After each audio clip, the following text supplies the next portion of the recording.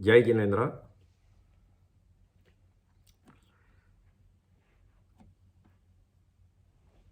આપણે શ્રાવકના વ્રત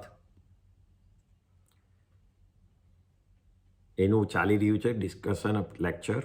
એમાં અત્યાર સુધી આપણે પહેલા 5 વ્રતો સમજ્યા.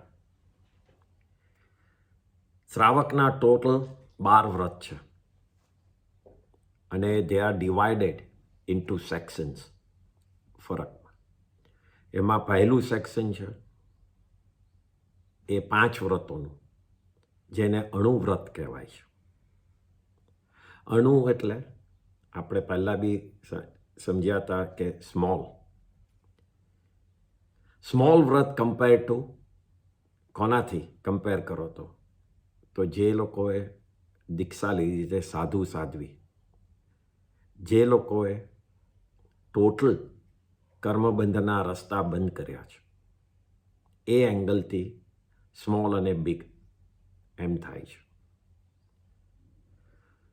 કર્મબંધના રસ્તા બંધ કરવા માટે 3 યોગ અને 3 કરણ, મન વચન કાયાથી કરવું નહીં, કરાવવું નહીં અને અનુમોદન કરવું નહીં, એ રીતે બંધ અટકે છે. તો જેને આ 3 કરણ અને 3 યોગથી પચકાણ લીધા છે, એ પચકાણને મહાવ્રત કહેવાય છે. આ 5 સેમ વ્રતોની વાત છે. હિંસા, ચોરી, જૂઠ, અબ્રહ્મચર્ય અને પરિગ્રહ એની વાત છે.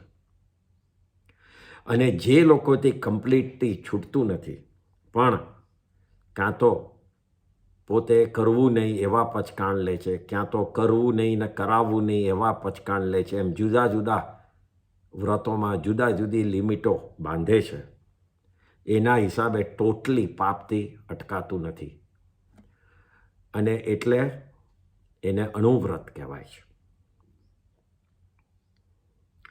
તો આ પહેલા 5 અણુવ્રત થયા, જે આપણે સમજ્યા. હવે આગળનો 3 વ્રતો શું છે એ આપણે જોઈએ. તો 12 વ્રતમાં એક બેચ 5 વ્રતનો સમજ્યા. હવે 3 વ્રત જે છે એને ગુણ વ્રત કહેવાય છે. વોટ ઇઝ ગુણ વ્રત? તો આત્માના ગુણો એટલે એટ્રીબ્યુટ્સ ને ડાયરેક્ટલી જે ઉપર લાવે અને જે આવ્યા હોય એને વધારે સ્ટ્રોંગલી ઉપર સાચવી રાખે, કે જે પાછા કર્મથી દબાઈ ન જાય અનનેસેસરીલી. તો દેટ ઇઝ ગુણ વ્રત. જે પહેલા 5 વ્રત ને સપોર્ટમાં, એને વધારે પ્યોર કરવામાં, જે એક્શન આપણે કરીએ, જે વ્રતો લઈએ, જે ક્રિયા કરીએ, એ બધી ગુણ વ્રતમાં આવે છે. એટલે આ 3 ગુણ વ્રત અને 5 પહેલા અણુવ્રતનો મેઇન ફરક છે કે 5 પહેલા વ્રત તો આપણે લઈ લીધા, કે હિંસા નહીં કરવી, જૂઠ નહીં બોલવું, ચોરી નહીં કરવી, અબ્રહ્મચર્ય નહીં કરવું ને પરિગ્રહ બહુ નહીં કરવો, એ પચકાણ લઈ લીધા. પણ શું કરવાનું એ હેલ્પ, એ નોલેજ આપણને પછીના 3 વ્રતમાં આવે છે, કે આ નહીં કરો એમાંથી તો તમે બચી જશો ને આ કરશો તો તમને પાપ લાગશે. એ નોલેજ આપણને ક્યાંથી મળે છે? તો એ આ 3 વ્રતમાંથી મળે છે હવેના. અને આ જે 3 વ્રત છે, જે આગળના, એ સાધુ સાધ્વીને હોતા નથી, એ શ્રાવકને જ કેમ છે? કારણ કે જેણે પહેલા 5 વ્રત ટોટલ બંધ કરી કાઢ્યા છે, એને પછીના વ્રતોની જરૂર જ નથી, કારણ કે કંઈ ઓપન જ રાખ્યું નથી. તો લિમિટ કઈ રીતે બાંધવી એ સમજવાની જરૂર શું છે? ટોટલ જ બંધ કરી કાઢ્યું છે. આ સમજવાનું કોણે છે? કે જેણે છૂટ રાખી છે કે મારે આ પ્રકારનો ધંધો કરવો પડશે, મારે આ પ્રકારનું ખાવું પડશે, મારે આ પ્રકારમાં જવું પડશે, પાર્ટીમાં જવું પડશે, એવી રીતે જે છૂટ રાખી છે, એને સમજવાનું છે કે તારે કયા છૂટમાં તને કેટલું પાપ બંધાશે અને કેટલું નહીં બંધાય. એ લિમિટ તું સમજ શ્રાવક, અને એ સમજ્યા પછી તું નક્કી કર કે મારે આ હવે ટોટલી બંધ કરવું છે કે હજી એમાં મારે ખુલ્લું રાખીને આટલો કર્મ બંધ થવા દેવો છે. એટલે એ જેને સમજવાનું આવે છે એના માટે આ ગુણવ્રતો છે. એટલે આ આપણા અને સાધુમાં આ ફરક છે કે એ લોકોને 5 અણુવ્રત જ છે, 5 મહાવ્રત જ છે, ત્યારે આપણે કન્ટિન્યુ થાય છે 6, 7, 8 કરીને 12 સુધી.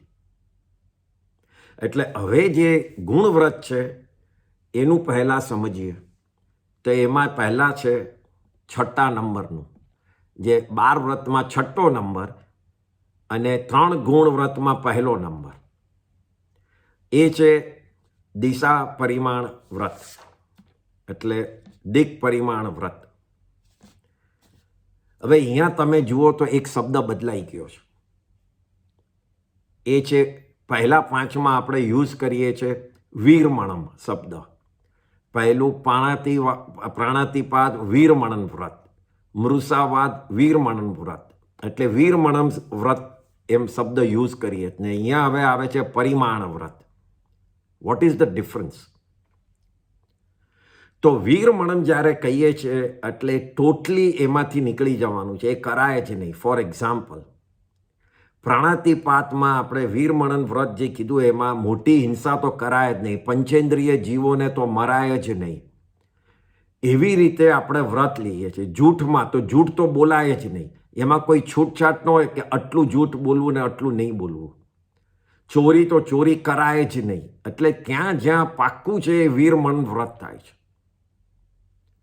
અને જે ચીજ આપણે છૂટી રાખી છે, ફોર એક્ઝામ્પલ કે એકેન્દ્રિય જીવોનું આપણે ટોટલી બંધ નથી કર્યું પહેલા વ્રતમાં, તો એ હવેના વ્રતમાં બતાડશે બાય યુઝિંગ ધ વર્ડ પરિમાણ કે કેટલી લિમિટ કરવી. એટલે પહેલા 5 વ્રતમાં ટોટલ જે નથી કરવાનું એ બંધ છે. સમજો કે પર સ્ત્રી કે વેશ્યાગમન નથી જ કરવાનું, એ બંધ થઈ ગયું. ને હવે જે ખુલ્લું રાખ્યું છે કે પોતાની સ્ત્રી જોડે કે પોતે આટલું જે સાચવે છે, પોતાનો પરિગ્રહ કરે છે 5મા વ્રતમાં, એ હવે કેટલું હું બાંધું, કેટલો વખત કરું, એટલે એ જે સમજાવે છે ત્યાં પરિમાણ શબ્દ યુઝ થાય છે. એટલે ધીસ ઇઝ ધ ડિફરન્સ. પહેલા 5માં વીરમણમ ને હવે પરિમાણ વ્રત આવે છે, કારણ કે લિમિટો બાંધવાની છે. ટોટલ બંધ નથી જે થતું, એની લિમિટ બાંધવાની છે. તો આ પહેલો તો ફરક છે પરિમાણ અને વીરમણમનો. હવે 6ઠ્ઠું જે વ્રત છે એમાં દિશા પરિમાણ વ્રત, એટલે મારે દિશાઓ એટલે જે બી જગ્યાઓ જવાની છે, ડાયરેક્શન્સ, એનું લિમિટ બાંધવું છે. એનું રિઝનિંગ શું છે એ સમજીએ પહેલાં, કે શેના માટે લિમિટ બાંધવી છે. જસ્ટ લિમિટ નથી બાંધવી, એનું રિઝનિંગ શું છે એ સમજીએ. તો કહેવાય છે કે જે સંસારમાં જીવો છે, જે ગૃહસ્થ કહેવાય ગુજરાતીમાં, જે સંસારમાં છે, જેને સંસાર છોડ્યો નથી, એને ધર્મમાં એક મોટા લોખંડના ગોળા જોડે સરખાવ્યો છે. મીન્સ એક્સ્ટ્રીમલી હીટેડ મેટલ બોલ, આયનનો ગોળો, એને ખૂબ જ ગરમ તમે કરી કાઢો તો એ લોખંડનો ગોળો કેટલો ગરમ થાય કે તમે આંગળી અડો તો આખી આંગળી બળી જાય. એટલો ગરમ કરી કાઢો, એની જોડે સંસારના જીવને સરખાવ્યો છે. Means what? કે એ ગોળાને તમે જમીન ઉપર આમ ધકેલો, તે ગોળ ફરતો ફરતો ફરતો જ્યાંથી જાય ત્યાં નીચે જેટલા બી જીવો હોય એ બધા જીવો શું થાય છે? નાશ થાય છે, મરી જાય છે, ચગદાઈ જાય છે. એટલે દરેક જીવ જ્યાંથી એ ગોળો પાસ થતો હોય એ ડરતો જ હોય છે કે આ મારા ઉપરથી પાસ ન થાય, નહીં તો હું એ ચગદાઈ જઈશ, મારો બી નાશ થશે. આવા ભય જોડે બધા જીવો રહેતા હોય છે. એવી જ રીતે જે સંસારમાં આપણે આરંભી જીવો છીએ, એ જ્યાં જ્યાં એની એક્શન કરે છે, ક્રિયા કરે છે, ત્યાં ત્યાં કંઈક ને કંઈક જીવોને મારતો જ હોય છે. એટલે દુનિયાના દરેક જીવોને એ જીવ તરફથી ડર જ રહેતો હોય છે કે ભાઈ આ મારી પાસથી આવી જશે તો મને મળશે, હું મરીશ. એમ દરેક જીવને આપણા જીવથી ડર જ લાગતો હોય છે. પહેલા તો એ સમજવાનું કે જીવને ડર લાગે છે એક વ્યવહારી ભાષા છે. જીવ કોઈ દાડો ઓન ઇટ્સ ઓન આત્માને ડર હોતો જ નથી. આપણે જે ડર કહીએ છીએ એ કર્મના હિસાબે એના જે અજ્ઞાનતાની લેવલમાં જ્યારે ભાવ ઉત્પન્ન થાય છે, જ્યારે એ ભાવ બહાર આવે છે અને ડર ને ભય રહે છે, એ ભયની વાત છે. બાકી જેને કર્મ રહ્યા જ નથી એ આત્માને કોઈ દાડો કોઈ ચીજનો ભય રહેતો જ નથી. એટલે જ્યારે જીવનો ભય આપણે વાત કરીએ છીએ ત્યારે આ વ્યવહારિક ભાષા છે કે કર્મથી બંધાયેલા જીવની વાત છે, કર્મ વગરના જીવની વાત નથી. તો એવી રીતે દુનિયામાં 14 રાજ લોકમાં જે આખી આપણે જૈન ધર્મની જ્યોગ્રાફી છે એ ઠાંસીને ભરીને જીવો છે. એવી કોઈ જગ્યા નથી કે જ્યાં જીવો નથી. એટલા બધા જીવો છે અને દરેક જીવો ભયમાં જ જીવતા હોય છે, કારણ કે મોક્ષ સિવાય કોઈ પણ જગ્યા જીવની એવી નથી કે જ્યાં કર્મ નથી એને. એટલે એ કર્મની અજ્ઞાનતાના હિસાબે, ભાવના હિસાબે, કર્મના ઉદયના હિસાબે એને કોન્સ્ટન્ટલી ભય લાગતો હોય છે. તો એ બધા જીવોને તમારા જીવ તરફથી બી ભય લાગે છે, કારણ કે you are one of them. તો એ બધા જીવને હું અભયદાન કેવી રીતે આપું, એ લોકોને મારા તરફથી ભય કેવી રીતે દૂર કરાવું. તો એ એક ભાવથી પચકાણ લેવાના છે કે હું હે જીવો મારા તરફથી હું તમને ભય મુક્ત કરું છું કે મારા તરફથી તમે કોઈ ડર નહીં રાખો. તો એવા ભાવથી આપણે પચકાણ લઈએ છીએ. પણ હવે એ ભાવને ફિઝિકલી કેવી રીતે મૂકીએ? ભાવ તો કરી કાઢ્યા, અત્યારના બી તમારા ને મારા ભાવ કોઈને મારવાના તો નથી જ, પણ એને ફિઝિકલી કેવી રીતે તમે મૂકો કે એ ડેફિનેટિવ થઈ જાય, નિશ્ચયથી થઈ જાય કે હવે તમે નહીં જ મારો. તો એ જે ફિઝિકલી જે લિમિટ બાંધવાની છે એ આ છઠ્ઠા વ્રતમાં બાંધવાની છે, જેમાં દિશાઓ એને બાંધવાની છે. 5મા વ્રતમાં આપણે ડે ટુ ડે શું ન કરવું એ બાંધ્યું. છઠ્ઠા વ્રતમાં હવે જે કરવાનું છે, જે બી ક્રિયા કરવાની છે એ વિધિન ધ લિમિટ હું કરીશ, એની બહાર હું નહીં કરું. એની બહાર મારે જવું એ નથી. એની બહાર જેટલા જીવો છે એને હું ભય પણ નહીં આપું અને મારા તરફથી એ લોકોને કોઈ ડરવાની જરૂર નથી. એવા પચકાણ હું લઈ લઈશ. તો એ જે ડાયરેક્શન્સ છે, ધર્મમાં 10 ડાયરેક્શન્સ બતાડી છે, દિશાઓ. ઉત્તર, દક્ષિણ, પૂર્વ અને પશ્ચિમ, એ 4 દિશા તો બધાને ખબર છે. એ તિરછી દિશા કહેવાય, મીન્સ આ ડિરેક્શનમાં. એ 4 દિશાની વચ્ચે એને દિશા કહેવાય. એટલે 2 દિશાની વચ્ચે એક દિશાને તમે લાઈન કરો તો એ બીજી 4 દિશા થાય છે. એમ કરીને 8 દિશા થાય છે આપણે તિરછ, એટલે કે આ લેવલથી આમ થાય છે, હોરિઝોન્ટલ. પછી એક દિશા થાય છે ઉર્ધ્વ દિશા, ઉપર, અને એક દિશા થાય છે અધો દિશા, નીચે. એમ ટોટલ દિશા 10 ગણાય છે. તો આપણે જ્યાં જવાના જ નથી. આપણી કેપેસિટી કેટલી છે જવાની? મેક્સિમમ કેપેસિટી તો આ પૃથ્વીની બહાર હું નહીં જાઉં. પ્લેન જેટલું ઉપર ઉડે છે એનાથી બહાર નહીં જાઉં. નીચે સબમરીન જાય છે એનાથી નીચે હું નથી જવાનું.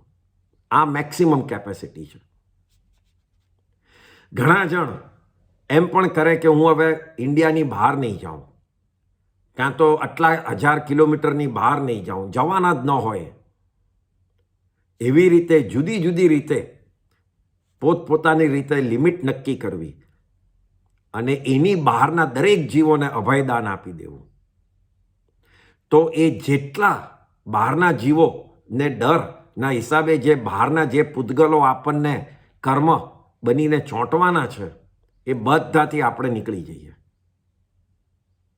હવે આપણને એમ લાગે કે હું પ્લેન ઉપર ન જાઉં ત્યાં સુધીની બાધા રાખું, તો આ તો કેટલી છૂટ છે. એમ એક એંગલથી છૂટ દેખાય છે, પણ 14 રાજલોક એના એંગલથી આપણી પૃથ્વી એટલે તો કીડીથી પણ નાની ચીજ છે. એટલે વિચાર કરજો કે એટલામાં જ તમે બાંધી દીધું ને બાકીના બધા જીવોને તમે અભયદાન આપી દીધો. એક આટલી દિશાની પચકાણ લેવાથી, ભાવ અને ફિઝિકલી પચકાણ લેવાથી. અહીંયા એક સવાલ આવે છે કે આપણે મન, વચન ને કાયાથી અમે પચકાણ લઈ લઈએ કે આ પૃથ્વીની બહાર ન જવું, પણ અમે ધ્યાન કરતા હોઈએ ત્યારે મોક્ષનું ધ્યાન કરતા હોઈએ છીએ તો મન ત્યાં જ પહોંચાડી દઈએ છીએ. કાં તો મહાવિદેશ ક્ષેત્રમાં સમોસરણમાં હરિયન ભગવાન બેઠા હોય ત્યાં ધ્યાન આપણે પહોંચાડી દઈએ. તો એ તો પચકાણ તૂટી ગયા, કારણ કે આપણે તો લિમિટ આ પૃથ્વીની બહાર ન જવું એની છે. તો એનો જવાબ એ છે કે પચકાણ શેના લેવાના છે? તો જે કર્મ બંધ કરાવે છે એ આઈટમોના કરવાના છે, અશુભ યોગના કરવાના છે. જે 5 આશ્રવ છે જેનાથી કર્મ બંધ થાય છે, જે મિથ્યાત્વ, ખોટી જે આપણી ખોટું જૈન ધર્મના પ્રત્યે ખોટી શંકા હોય એના પચકાણ, પછી જે વ્રતો નથી લેતા બધું છૂટ રાખીએ છીએ એના પચકાણ, પછી આળસ પ્રમાદના પચકાણ, પછી હું આ દુનિયાની બહાર કસાયો નહીં કરું એના પચકાણ, ક્રોધ, માન, માયા, લોભ, અને અશુભ યોગો મારા નહીં કરું, ત્યાંના મજા, દેવ દેવીઓ જોડે મજા નહીં કરું, ત્યાંનું પણ બધું સોનું નહીં લઉં, પરિગ્રહ નહીં કરું. એવી રીતે જે અશુભ યોગ છે એના પચકાણ લેવાના છે આ વ્રતમાં, શુભ યોગના નહીં. જે બી ધ્યાન કરતા હોય, મનમાં મોક્ષ રાખતા હોય કે એક આ સિદ્ધ શિલા છે એના પર બધા જીવો આમ બેઠા છે, એવું ધ્યાન એ શુભ યોગ છે.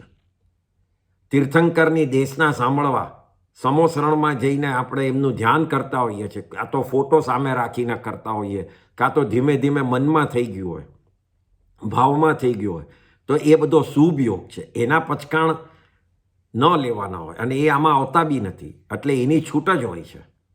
પણ જે અશુભ યોગ છે એના પચકાણ લઈ અને દરેક જીવોને અભયદાન આપવાની વાત છે. એટલે આ વ્રતમાં આવી રીતે દિશાઓની લિમિટ કરવાની છે, અને એમાં પણ ભૂલો થાય છે તો એના 5 અતિચાર મિસ્ટેક્સ બતાડી છે. જે મિસ્ટેક્સ પ્રતિક્રમણમાં આપણે એની મિસ્ટેક્સને યાદ કરી અને માફી માંગતા હોઈએ છીએ, મિચ્છામી દુક્કડમ કરતા હોઈએ છીએ. તો એમાં પહેલી મિસ્ટેક છે ઉપરની દિશામાં હું આગળ જતો રહ્યો હું, જે બાંધેલી છે એના કરતાં. બીજી છે નીચે દિશામાં હું આગળ જતો રહ્યો હું. ત્રીજી છે સાઈડની હોરિઝોન્ટલ દિશામાં હું આગળ જતો રહ્યો હું. મેં નક્કી કર્યું હોય કે હું 500 કિલોમીટરથી આગળ મારે નથી જવું અને એનાથી આગળ જવાઈ ગયું હોય, ફોર એક એક્ઝામ્પલ છે. કારણ કે આ વ્રત શું છે, એક ચીજ સમજવાનું છે કે આ વ્રત આખા વર્ષ માટે લેવાનું હોય અને એની લિમિટ મોટી બાંધવાની હોય. કારણ કે આખા વર્ષમાં હું સમજો કે કોઈએ કીધું કે હું ઇન્ડિયાની બહાર નહીં જાઉં, તો એ આખું વર્ષ ઇન્ડિયાની બહાર ન જઈ શકે આ વ્રત લીધા પછી, ધારો કે. અને પછી ડેઈલી સમજો કે તમે મુંબઈ કે દિલ્હી કે ક્યાં બી રહેતા હો કોઈ બી સિટીમાં, તો એ સિટીની હું બહાર નહીં જાઉં કારણ કે આજે નથી જવાનો, તો એ એનાથી પણ નાનું કર્યું. પણ એ વ્રત, એ જે નિયમ છે એ 14 નિયમમાં આવશે, એ 10મા વ્રતમાં આવશે. હમણાં તો લિમિટ કરવાની છે આખા વર્ષની મોટી લિમિટ, કે જેની બહાર ડેફિનેટિવલી હું આખા વર્ષમાં જઈશ જ નહીં. એટલે પ્લેનથી ઉપર નહીં જાઉં એમ લિમિટ કરો તો તમે આ દુનિયામાં પ્લેન પકડીને અહીંયાથી આ દેશમાંથી આ દેશમાં જઈ શકો છો. પણ જે દિવસે તમે જવાના જ ન હોય એ દિવસે તમે પર્ટિક્યુલરલી બાધા લઈ શકો કે આજે હું પ્લેન જ નહીં લઉં. એટલે એ થશે નાનો નિયમ. અત્યારના મોટા નિયમની વાત છે. એટલે ઉપરની દિશામાં નહીં જાઉં, નીચેની દિશામાં નહીં જાઉં, હોરિઝોન્ટલ દિશામાં નહીં જાઉં. આ 3 અતિચાર છે. ચોથું અતિચાર ભૂલ થાય તો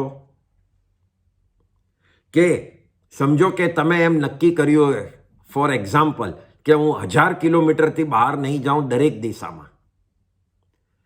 એટલે દરેક દિશા 4 દિશા સમજો કે હોરિઝોન્ટલ હોય, દરેક દિશાના 1000 ગણીને 4000 થયું હોય તો લાવ એક જ દિશામાં 4000 જઈ આવું. એટલે બાકીના 3 દિશાના પણ 1000 હું એડ કરીને 4000 એક દિશામાં જઈ આવું તો એ અતિચાર કહેવાય, એ ખોટું કહેવાય. એટલે એમ પણ ન જવાય. અને 5મી ભૂલ એ થાય છે કે તમે એક દિશામાં આગળ જતા હો, એક ડાયરેક્શનમાં, અને તમને ડાઉટ થયો કે મારી લિમિટની બહાર થવા માંગી છે, બટ યુ સ્ટીલ કન્ટિન્યુડ કે ચલો હું પછી ચેક કરી લઈશ. તો એ એક મિસ્ટેક છે. તમારે પહેલાં ચેક કરવાની કે મારાથી જવાય કે નહીં, રાધર દેન પછી ચેક થાય. તો આ રીતે આ વ્રતમાં 5 અતિચાર આવી રીતે લાગે છે. ઉપર વધારે જતું રહેવાય, નીચે વધારે જતું રહેવાય, હોરિઝોન્ટલ વધારે જતું રહેવાય. બધી દિશાઓનું ટોટલ મારીને એક દિશામાં હું જતો રહું.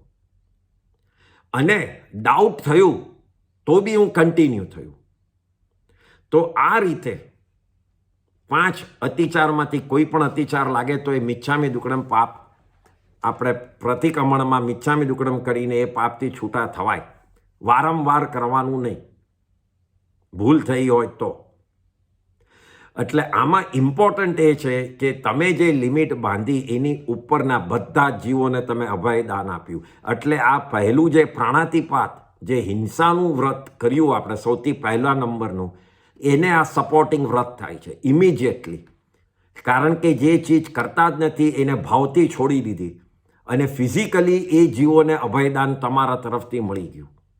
એ લોકોને નથી ખબર કે તમે વ્રત લીધું છે કે નહીં, એ જીવોને નથી ખબર, પણ તમે તમારાથી તમે નક્કી કર્યું કે હું તને હવે કંઈ નહીં કરું. એટલે એ ભાવપૂર્વક નક્કી કરવાથી તમારો ભાવ શું થયો? શુભ યોગ થયો. અને શુભ યોગ થયો એટલે કર્મબંધ ઓછા થઈ ગયા, અટકી ગયા. ત્યાંના કર્મબંધ હવે તમને અટકે નહીં, આવે નહીં. કારણ કે તમે એ બાબતમાં તમારા યોગને શુભ કરી કાઢ્યા છે. તો આ રીતે 6ઠું વ્રત આવે છે. એક મિનિટ. હા, 6ઠ્ઠા વ્રતમાં કોઈને કઈ સવાલ છે?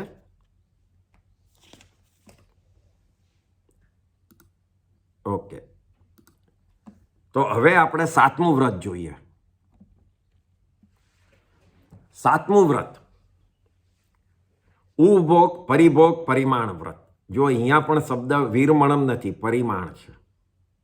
એનું રીઝન કે જેટલી છૂટ મેં પરિગ્રહની, ખાવા પીવા સંગરવાની જેટલી બી સ્ત્રીઓ જેટલી બી છૂટ રાખી છે એનું હું લિમિટ કેવી રીતે કરું, કયા મહાપાપથી બચું જેની મેં છૂટ પહેલાં 5 વ્રતમાં રાખી હતી, પણ એમાંથી પણ હવે કયા મહાપાપમાંથી હું નીકળું. એટલે અહીંયા લિમિટ કરું, એટલે પરિમાણ છે.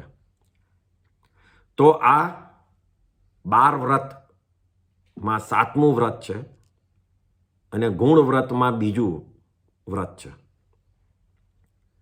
તો આ ઉભોગ પરિભોગ નામનું વ્રત છે. ઉભોગ એટલે એક વખત ભોગવવાની આઈટમો, વસ્તુઓ, જેનાથી તમને ફિલિંગ બહુ જ ફીલ ગુડ થાય, અનુભવ તમને ખૂબ સારો લાગે. દાખલા તરીકે ખાવાનું છે, ફ્લાવર્સ, હરવા ફરવાનું, એ જેટલી બી આઈટમો છે જે વન ટાઈમ, પરફ્યુમ્સ છે, સેન્ટ છે, વન ટાઈમ તમે યુઝ કરો અને એનું જે તમને ગુડ ફીલ થાય એ ઉભોગ છે. અને જેને ફરી ફરીને તમે ભોગવી શકો, ફોર એક્ઝામ્પલ તમારું ઘર, તમારા ક્લોથ્સ, દાગીના, સ્ત્રી, કાર, એ બધી જ ચીજો જે તમારી પાસે છે એ રિપીટેડલી તમે એમાંથી આનંદ લઈ શકો છો, હેપીનેસ મળી શકે છે, તો એને પરિભોગ કહેવાય. શબ્દ અગેન એન્ડ અગેન યુઝ થાય. વન ટાઈમ ઇઝ ઉપભોગ, અગેન એન્ડ અગેન ઇઝ પરિભોગ. એમ બે રીતે ભોગ થાય છે. તો આ બે રીતે ભોગના એમાં પણ બે પ્રકાર છે. એક છે દ્રવ્યથી, ફિઝિકલી, એટલે ફિઝિકલી જે ભોગવો એ, અને બીજું છે ભાવથી, તમારી અંદર જે મમત્વ ભાવ એટલે વીકનેસ ઓફ હેવિંગ ધેટ, રાગ ટુવર્ડ્સ ધેટ, મોહ, દ્વેષ, જે બી એ બધી ચીજો છે દેટ ઇઝ ભાવથી છે. એટલે દ્રવ્યથી ફિઝિકલી ભોગવો અને ભાવથી એમાં ખૂબ જ આનંદ લઈને ભોગવો, એમ બે રીતે ભોગવવાનું થાય છે. એના બીજી રીતે જુઓ તો વ્યવહારથી, એટલે ફિઝિકલી તમે ભોગવો એ, અને ભાવ ઇઝ નિશ્ચયથી, ડેફિનેટિવલી ભોગવી. આ નિશ્ચય અને વ્યવહાર કેમ કહેવાય છે એનો દાખલામાં ક્વેશ્ચન આવે છે કે મહાવીર સ્વામી ભગવાન છેલ્લા ભાવમાં લગ્ન કરી ને એમને દીકરી પણ જન્મી હતી, તો એ ભોગી કહેવાય કે ન કહેવાય? It's a simple question. તો જવાબ છે કે ના, એ ભોગી ન કહેવાય. તેમના ભોગાવલી કર્મ હજી બાકી હતા. ભગવાન બનવું હોય કે તમારે કેવળ જ્ઞાન મેળવવું હોય તો શુભ કે અશુભ બધા કર્મને છોડવા પડશે. જેમ તમારે અશુભ કર્મ, નિકાચિત કર્મ બંધ થાય છે, મીન્સ તમારે ભોગવવા જ પડે એવી રીતે બંધ થાય છે, એવી રીતે શુભનો પણ બંધ થાય છે. એટલે ન ભોગવવા હોય તો એ ભોગવવા જ પડે છે. મને લક્ષ્મી ન જોઈતી હોય પણ મેં એવા નિકાચિત શુભ કર્મ કરીને આવ્યો છું કે ગમે ત્યાંથી મને મળી જ જાય. એટલે બંને રીતે ચાલે છે આપણા ધર્મમાં, નેગેટિવ ને પોઝિટિવ. તો ભગવાનના હજી ભોગાવલી કર્મ બાકી હતા, એમને ભોગવવાનું, એટલે એમને સંસાર માંડેલો, એમને છોકરી થઈ, એમને ફિઝિકલી ભોગ ભોગવ્યો, વ્યવહારથી. નિશ્ચયથી તો એમનું મન, એમના ભાવ આત્મામાં જ હતો, સંસારમાં કોઈ દાડો હતો જ નહીં. એટલે સંસારથી એ ક્યારે મારો સમય આવે ને હું ક્યારે બહાર નીકળું એની જ રાહ જોતા હતા. એટલે એ ભોગી ન કહેવાય. આની સામે કોઈને ફિઝિકલી ભોગવવા મળે જ નહીં, પણ એનું કાયમ વીકનેસ, મમત્વ ભાવ, મારે આ ભોગવવું જ છે, મને આ મળી જાય તો કેટલી મજા કરું, આને ભોગવે એના કરતાં હું ઘણું વધારે રીતે એમાંથી આનંદ લઈ શકું, તો એ મોટો ભોગી કહેવાય, ભલે એને ફિઝિકલી ભોગ ન ભોગવ્યો હોય. તો આમ જે ઉપભોગ અને પરિભોગ વસ્તુને અમુક લિમિટ કરતાં વધારે ન ભોગવું એ નક્કી કરવું, અને ભોગ અને ઉપભોગના સાધનો જે બધા આઇટમ્સ છે એ મળે, પ્રાપ્ત થાય, એના માટે હું જે વેલ્થ ક્રિએટ કરું, કારણ કે બધી ચીજ માટે કંઈક જરૂર હોય છે પૈસાની, તો એ વેલ્થ ક્રિએટ કરું. અને એ વેલ્થ ક્રિએટ કરવામાં મેં બહુ મોટા આરંભ કર્યા, ગમે તે બિઝનેસીસ કરી કાઢ્યા, સમારંભ જેનાથી ખૂબ જ પાપ બંધાય એવા વેપાર ધંધો કરી કાઢ્યો, અને એના હિસાબે ઘણી કર્મની આવક થઈ ગઈ. એટલે કર્માદાન થઈ ગયા. અદાન એટલે જેમાંથી વધારે નજીક ગ્રહણ કરવાનું આવે. We take a lot of karma on our soul due to those actions. અને એ બધી ચીજનો નિયમ કરવો એટલે ઉપભોગ પરિભોગ પરિમાણ વ્રત. આ વ્રતનું આ એક્સપ્લેનેશન છે. તો આ વ્રતને આપણે બે ભાગમાં જોવાના છે. એક તો ખાવાનું, વસ્ત્ર એટલે કપડાં, દાગીના, ઘર, જમીન એ વગેરે ભોગ ઉપભોગની આઇટમની લિમિટ કરવી, એક એ રીતે જોવાનું છે. જે 5 વ્રતોને, 5મા વ્રત એટલે પરિગ્રહને સપોર્ટ કરે છે કે હવે બધી ચીજો ઓછી જ રાખવી છે, તો ઓટોમેટિકલી પરિગ્રહમાં તમે લિમિટ કરવા માંડો. અને બીજું આ વ્રતને જોવાનું છે કે એ બધું પણ જે મેળવવા માટે મારે જે વેલ્થ ભેગી કરવી પડશે, પૈસા ભેગા કરવા પડશે, એ કઈ ટાઈપના બિઝનેસ કરીને હું ભેગા કરું. એટલે આમાં કેટલી હિંસા હું કરું કે જેનાથી વેલ્થ ભેગી થાય, કે જેનાથી હું ભોગવી શકું. એટલે ઇટ ઓલ સ્ટાર્ટ ફ્રોમ મારે ઓછા ભોગવવા છે, એટલે મારે ઓછા પૈસાની જરૂર છે, એટલે મારે ઓછો ધંધો કરું તો ચાલે, અને એમાં પણ લિમિટેડ ટાઈપનો ધંધો કરું તો ચાલો. તો આખી લાઈન ચાલુ થાય છે પરિગ્રહથી, કે મારે કેટલું ભેગું કરવું છે. ત્યાંથી ચાલુ થાય તો એન્ડ થાય છે કે કઈ પ્રકારની હું હિંસા કરીશ. તો આખું આ વ્રતમાં બંને ચીજ કવર થાય છે. એક કેટલું ભોગવવું છે, કેટલું રાખવું છે, અને કયા પ્રકારથી કમાઈને રાખવું છે. એ બંને આ 7મા વ્રતમાં આવી જાય છે.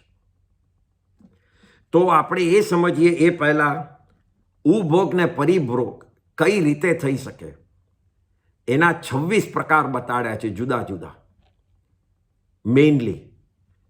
તો એના પ્રકારને સમજીએ, એના ટાઈપ્સને સમજીએ. તો પહેલું છે એને કહેવાય છે ઉલ્લણિયા વિહિમ, એટલે શરીરને સાફ કરવા માટે ટુવાલ, રૂમાલ એ બધી જે વાપરતા હોઈએ એ બધાની લિમિટ કરવું. હવે અહીંયા એ સમજવાનું છે કે આ ટુવાલ ને રૂમાલની કેમ વાત છે. તો આમાં પહેલાંના જમાનામાં પાઘડી, ખેસ એ બધું વાપરતા હતા, જે બહાર બતાડવા માટે, એકબીજાને બતાડવામાં વધારે ને વધારે લવું લે, એટલે લિમિટ બંધાય જ નહીં. અને હું આજે આ પહેરી છે પાઘડી, ઓલરેડી બધાએ જોઈ છે. એ રીતે પહેલાંના જમાનામાં હતું. હવે આપણે રૂમાલને ટુવાલ પર આવી ગયા છે. તો ઉલ્લણિયા વિહિમ એ પહેલો પ્રકાર છે કે જેની લિમિટ કરી શકાય. બીજું છે દંતણ વિહિમ, એટલે દાંતણની મર્યાદા. નાવ વી મે થિંક કે આ બ્રશ અને ટૂથપેસ્ટની લિમિટ કેમ છે. સો અગેન પહેલાંના જમાનામાં નહોતું બ્રશ ને નહોતું ટૂથપેસ્ટ. એ વખતે હતું બાવળ કરીને ઝાડ છે એનું દાંડી, એનાથી દાંતણ કરતા હતા. હવે તમે એની લિમિટ રાખી જ ન હોય અને ગમે તેટલી વાપર્યા જ કરો, તો જેટલા બી ઝાડો કપાય એના માટે બાવળના, એ બધાના તમને કર્મ ચોંટ્યા જ કરે. એટલે એ વનસ્પતિ કાયનું જીવની હત્યા ન થાય, અને થાય તો તમને ન લાગે એનું, એના માટે તમે લિમિટ જ કરો કે હું આનાથી વધારે દાંતણની ચીજ વાપરીશ જ નહીં. એટલે આ બીજું થાય છે દંતણ વિહિમ. ત્રીજું છે ફળ વિહિમ.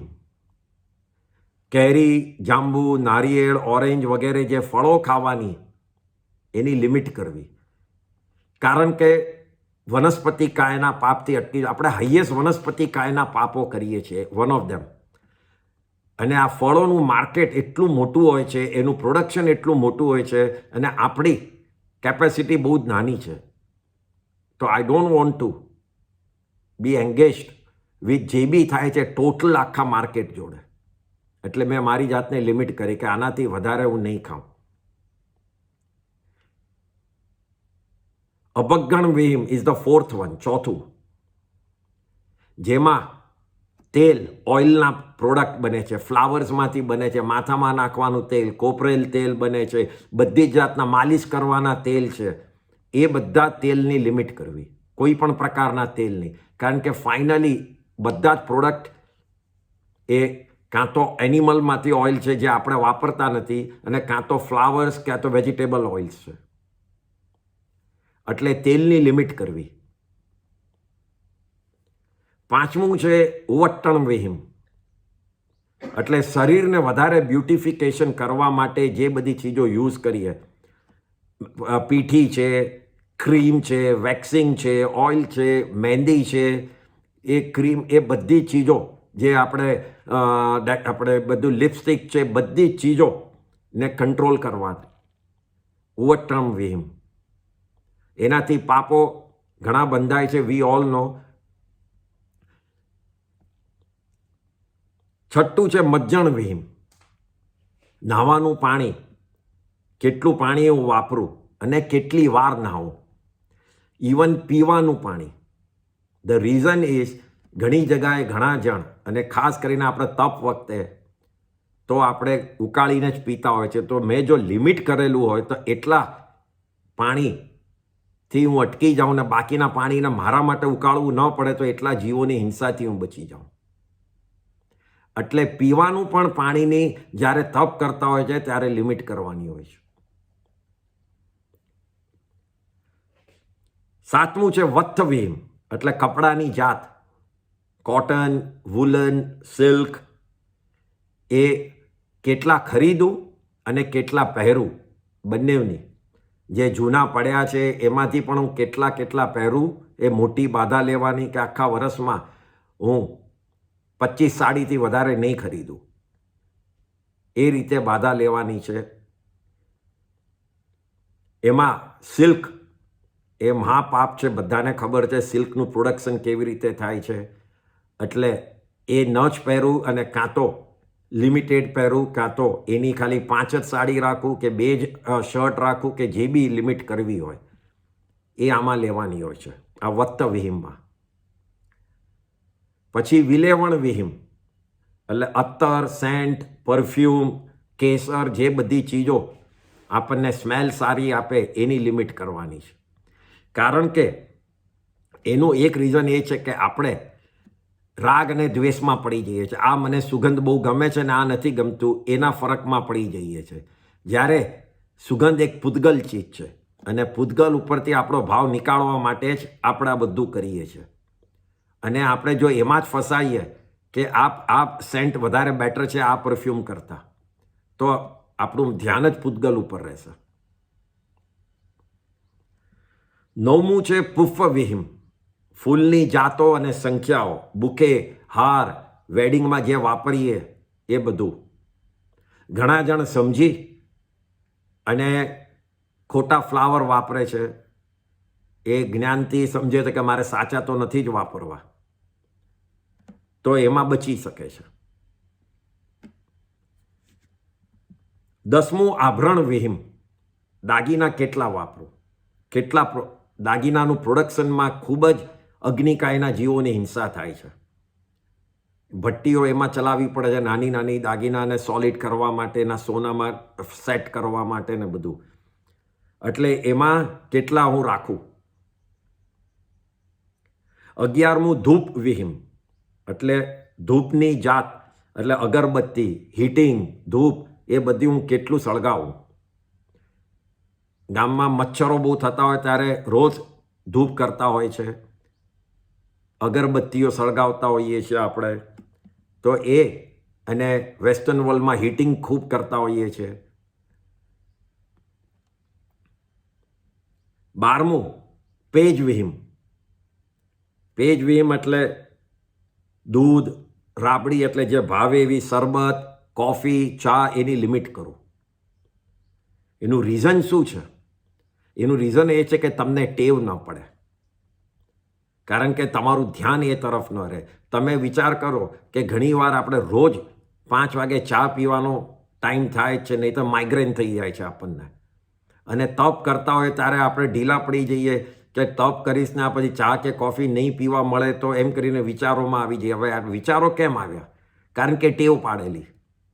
રોજ આ ટાઈમે મારે પીવું છે એ ટેવ પડી. હવે ટેવ જ ન પડી હોત તો તપમાં એ તમને ટ્રબલ ન થાત અને વિચારો 5 વાગે એ તરફ જાત નહીં. એટલા માટે આ બધા ઇન્ટોક્સિકેશન કહેવાય છે, ઇન અ ડિફરન્ટ વે. દારૂની જેમ નહીં, પણ તમને જે ટેવ પાડે એ એંગલથી. તો એ નહીં કરું, કાં તો લિમિટ ખૂબ જ કરીશ. 13મું છે ભક્કણ વિહીમ, એટલે પકવાન ને મીઠાઈઓની લિમિટ. 14મું છે ઓદણ વિહીમ, એટલે અહીંયા આવે છે બધા અનાજ, ચોખા, બાજરી, ઘઉં, જુવાર, એ બધાની લિમિટ કરું આખા વર્ષની. 15મું સૂપ વિહીમ, એટલે કઠોળો બધી આવે છે, ચણા, મગ, મઠ, અડદ, એવી રીતે.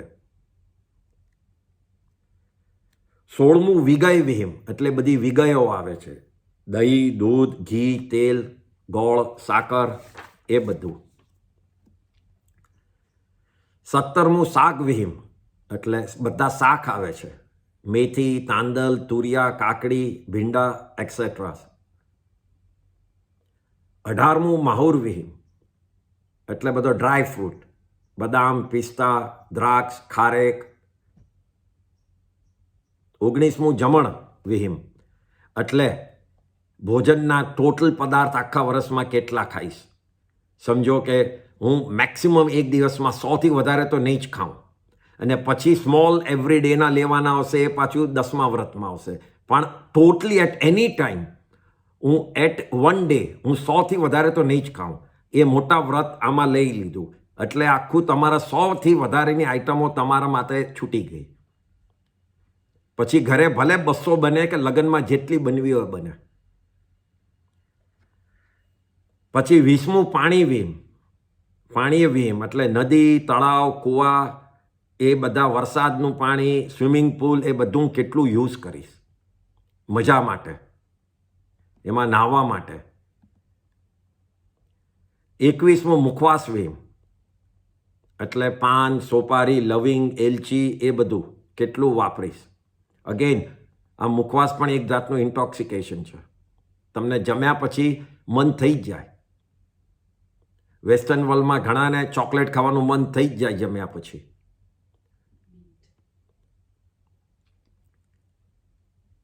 22મું વાહન વિહીમ, ટ્રાન્સપોર્ટેશન. જૂના જમાનામાં ગામડામાં હાથી, ઘોડા, ઊંટ, બળદગાડી, અને હમણાં સાયકલ, કાર, વહાણ એટલે સ્ટીમર, પ્લેન, એ બધું. તો એ કેટલું વર્ષમાં હું વાપરીશ.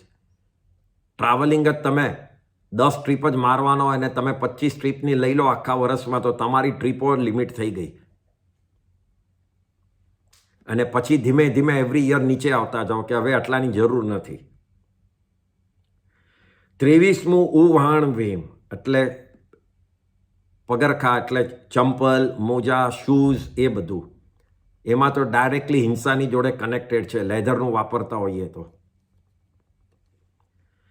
24મું શયન વિહીમ, એટલે બધા જ ઊંઘવા, પલંગ, સોફા, ટેબલ, ખુરશી, એ બધાની લિમિટ. આ લિમિટ બહુ ડિફિકલ્ટ પડે કારણ કે we don't know the total. પણ જે લોકો સમજો કે હવે એ ઘણા જણ હોય છે કે જે લોકોએ લિમિટ કરી કે હું ઘરની બહાર નહીં જાઉં, આ તે તબિયત એમ ઢીલી થઈ ગઈ છે, તો they can start taking this limits. So એકદમ જ સંસારથી અલગ થતા જાય. 25મું સચિત્ત વિહીમ, એટલે કાચું પાણી, કાચી લીલોતરી, કોથમીર, દાડમ, ખસખસ, ગુલાબની પાંદડી, એ બધું નહીં ખાઉં. સચેત ચીજો બધી જ. મીઠું એ તો ઉપરથી નહીં જ નાખવું. અને 26મું દવ્વ વિહીમ, એટલે જેટલા સ્વાદ બદલાય છે એટલી ચીજો હું નહીં ખાઉં. દાખલા તરીકે કે ઘઉંમાંથી રોટલી, પૂરી, બ્રેડ, એમ બધી જુદી જુદી આઈટમ બને, તો એકલી ઘઉંની લિમિટ નહીં. ઘણા જણ કહે ઘઉંમાં હું ખાલી રોટલી જ ખાઈશ, ઘઉંમાં હું ખાલી આ જ ખાઈશ, બ્રેડ તો નહીં જ ખાઉં બહારની. એવી રીતે પણ લિમિટ લઈ શકે છે. તો આવી રીતે 26 વસ્તુઓ બતાડી છે.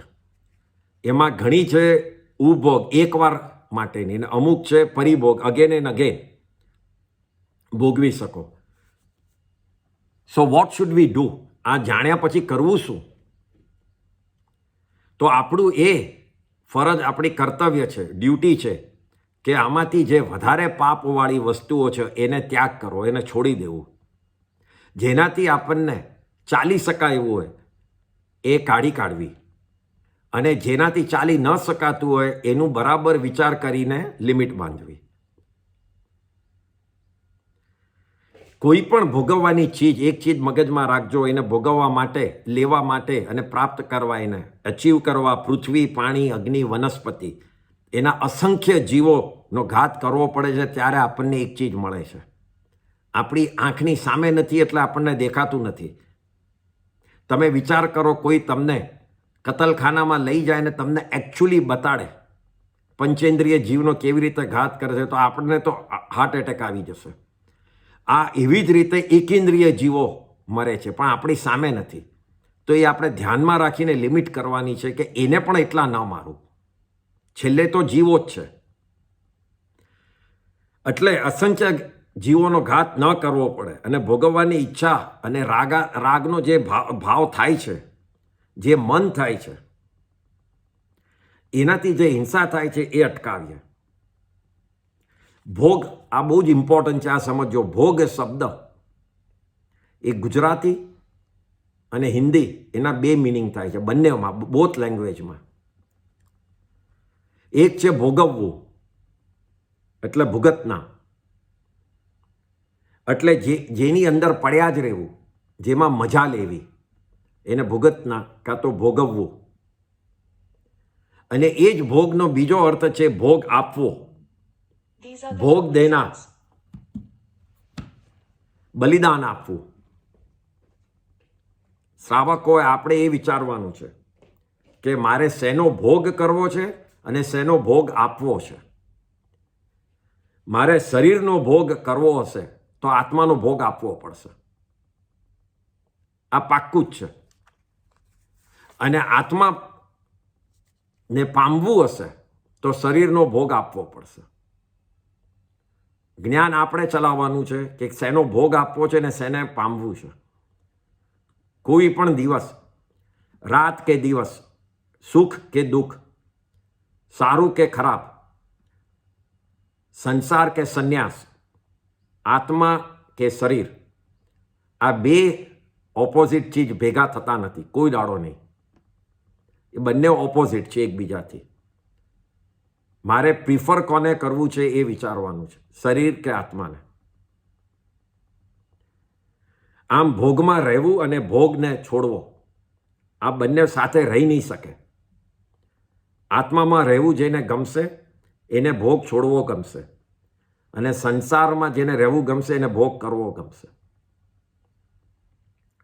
તો આ 7મું વ્રત શ્રાવકોને ભોગ છોડવામાં હેલ્પ કરે છે. અને એનાથી આગળ જઈને 14 નિયમો, જે ડે ટુ ડે સ્મોલ નિયમો બાંધવાના છે, એના માટે પ્રિપેર કરે છે આપણને, રેડી કરે છે આપણને, એની પ્રેક્ટિસ કરાવે છે. તો આ 7મા વ્રતમાં રહેતા રહેતા પણ એમાં ભૂલ થઈ શકે છે.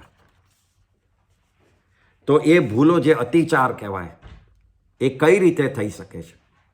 તો એના બે ડિવિઝન છે. એક તો ભોગ કરવાના અતિચાર, અને એક બીજું એ ભોગ માટે જે વેપાર કરવો પડે એના અતિચાર. એમ બે અતિચારો જુદા કર્યા છે, એના ભાગ પાડ્યા છે આ એક જ વ્રતમાં. તો પહેલા આવે છે ભોગ શેનો કરવા માટે શું અતિચાર લાગે. તો એમાં પહેલું છે અતિચાર સચિત્ત હારે, એટલે શ્રાવકને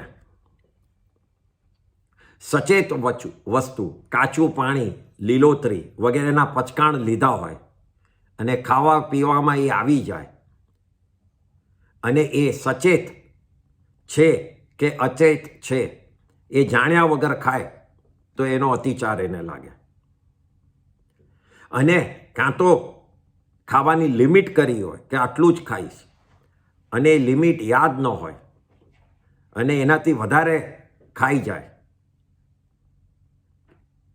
તપાસ કર્યા વગર, તો એનો અતિચાર લાગે. દાખલા તરીકે એકાસણામાં ગમે ત્યારે એકાસણામાં સચેત ચીજ ખવાય નહીં, કાચું ખવાય નહીં, કાચું પાણી પીવાય નહીં, એમાં ઉકાળેલું જ પાણી પીવાય. ફ્રૂટ કાપેલું હોય તો 48 મિનિટ પછી જ ખવાય, કારણ કે એના પછી જ એ અચેત થઈ જાય છે સચેતમાંથી. તો આ બધું નિયમો હોય એકાસનું કરતી વખતે તપમાં, અને એ તૂટી જાય તો એને આ અતિચાર લાગે. અને જેને પચકાણ લીધા હોય એને પણ આ અતિચાર લાગે. એકાસનું ન કરતા હોય પણ નોર્મલ પચકાણ લીધા હોય. તો આ પહેલું છે સચિત્ત હારે. બીજું છે અતિચારે સચિત્ત પડી બધા હારે, એટલે તો અચેતની જોડે સચેત આઈટમ જોઈન્ટ હોય. સમજો કે આપણા ખાવામાં ફાસ્ટ ખાવાનું બન્યું નથી ને એ પહેલાં કોથમીર નાખી દીધી ઉપર, લાડુ ઉપર ખસખસ લગાડી દીધું, જલેબી ઉપર ગુલાબની પાંખડી મૂકી દીધી, જ્યુસની અંદર આઈસ મૂકી દીધો. આઈસ ઇઝ અ સચેત પાણી, એ ઉકાળેલું પાણી નથી. તો એ સચેત પાણી જ્યુસની અંદર મૂકી દીધું હોય, ફ્રૂટ સલાડમાં દાડમ નાખી દીધું હોય. તો આ બધી સચેતની જોડે અચેત ભેગું થયું છે અને એવું ખાધું હોય તો એ આ બીજા પ્રકારનું અતિચાર છે, સચિત્ત પડી બધા હારે. ત્રીજું છે અપ્લિયુસી ભક્ષણા, એટલે ખરાબ રીતે ઓછું પાકેલી ચીજો ભક્ષણ કર્યું હોય, બરાબર પાક્યું ન હોય, શાક કાચું પાછું જ રાખ્યું હોય, બરાબર સીજ્યું ન હોય, એટલે હાફ સચેત ને હાફ અચેત રહી ગયું હોય, શાકને અડધું જ કૂક કર્યું હોય. દાખલા તરીકે કોબીજનું શાક છે, ઘણીવાર ભીંડા બી અમુક વખતે કોઈક સ્ટ્રોંગ કડક રાખવા માટે કાચું થોડુંક જ સાથળીને લઈ લે છે. તો એ બધી ચીજમાં સચેત ને અચેત રહી ગયું હોય ભેગા, તો એનું જે અતિચાર લાગે એ.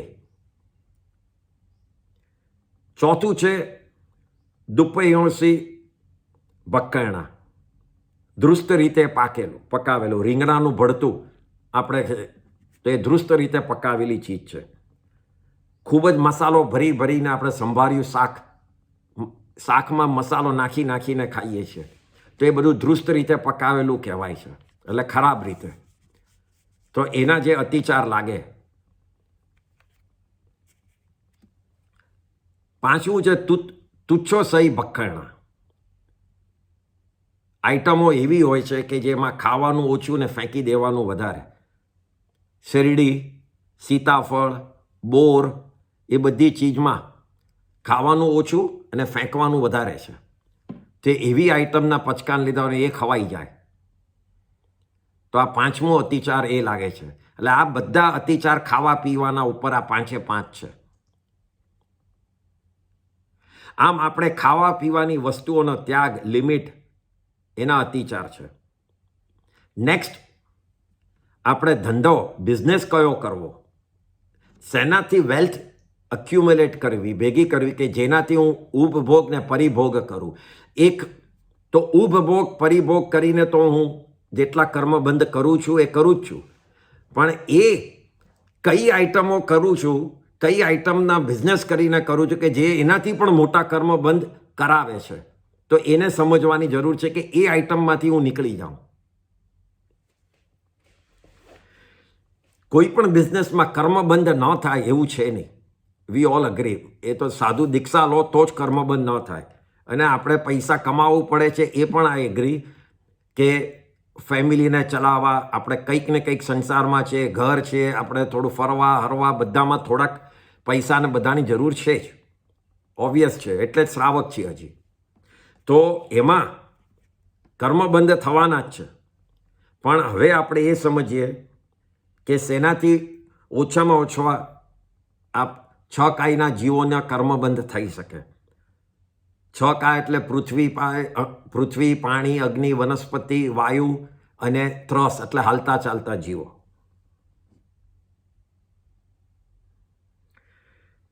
જ્યાં જીવોને ખૂબ જ મોટા પ્રમાણની હિંસા થતી હોય અને ખૂબ જ કર્મનું ઇન્ફ્લક્સ થતું હોય, આપણા આત્મા તરફ ચોંટતા હોય, એવા જો ધંધા બતાડ્યા છે, બિઝનેસીસ, એવા 15 પ્રકારના બિઝનેસ ડિવાઈડ કરીને બતાડ્યા છે.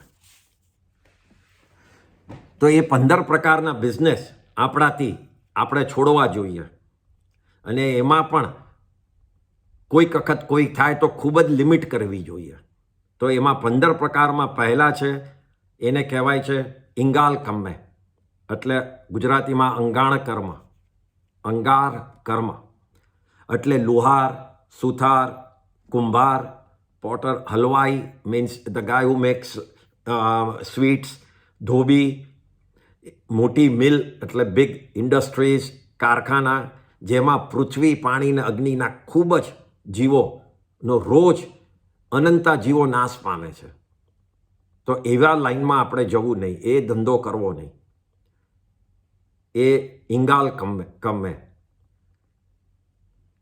બીજું છે વણ કમ્મે, એટલે ગાર્ડનના બિઝનેસ, ફૂલ, ફળ, શાકભાજી, એટલે એગ્રીકલ્ચરલ બિઝનેસ, જ્યાં કંદમૂળ પણ લાવીને લાકડાને બધું કાપીને વેચે, બનાવે, એની આખી બિઝનેસ રાખે, એવું જેમાં ફોરેસ્ટ્રી હોય, જે વનસ્પતિ કાયના જીવોને ખૂબ જ મારી છે એ બધા જીવો, તો એ વણકમ્મે કહેવાય. એવા બિઝનેસ ન કરવા. ત્રીજું છે સાડી કમ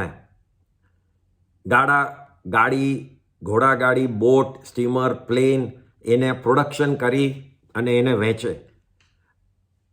આમાં શું થાય છે, આપણે તો વેચી કાઢીએ પણ પછી જે વાપરે છે એનાથી કેટલાય બેઇન્દ્રિય, તેઇન્દ્રિય, ચોરીન્દ્રિય જીવોનો ઘાત થાય છે. રોજ રસ્તા ઉપર ચાલતા હોય એટલે રોજ નીચે જીવો મરતા હોય, એના તમે નિમિત્તમાં ગણાઈ જાઓ. સો એ બધા પ્રોડક્શનના લિમિટમાં ગણાઈ જાઓ. એટલે તમારે કરવું પણ પડે તો એની લિમિટ કરવી જોઈએ કે ભાઈ આનાથી વધારે નહીં કરવું, પણ જો આ બિઝનેસથી છૂટી શકાય તો ન કરવું. પછી ચોથું છે ફોડી કમ તો એનિમલ્સ, કાર્સ, બોટ ને પ્લેન એને ભાડે આપવાનું, રેન્ટ ઉપર આપવાનું. તો એનાથી પણ આપણે નિમિત્ત બનીએ છીએ. એ જેટલી વાર એ ચાલે છે રીયુઝ થાય છે એનાથી. પછી ફોડી કમ પાંચમું સ્ફોટ કર્મ. હા, પછી માઇન્સ, કૂવા, તળાવ એ બધાને ખોદાવવાનું, એને બનાવવાનું. તમે એક કૂવો ખોદાવો એમાં કેટલાય બેઇન્દ્રિય, તેઇન્દ્રિય બધા જીવો પણ મરે છે. એક તમે આખો મોટો કૂવો ખોદો જમીનમાં તો એવા બધા જે બિઝનેસ હોય છે કે હું આખું બિગ અર્થને મૂવ કરું, એવા બિઝનેસીસ ન કરવા. આમાં પૃથ્વીકાયના જીવોની ખાસ હિંસા થાય છે. છઠ્ઠું છે દંત વાણિજ્ય. તો હાથીના દાંત એટલે બધા જે એનિમલ્સના પ્રોડક્ટ છે, હાથીના દાંત, શિંગડા, હાડકાં, શેલ્સ એ બધાનો બિઝનેસ ન કરવું. આમાં પંચેન્દ્રિય જીવોનો ઘાત ખૂબ છે.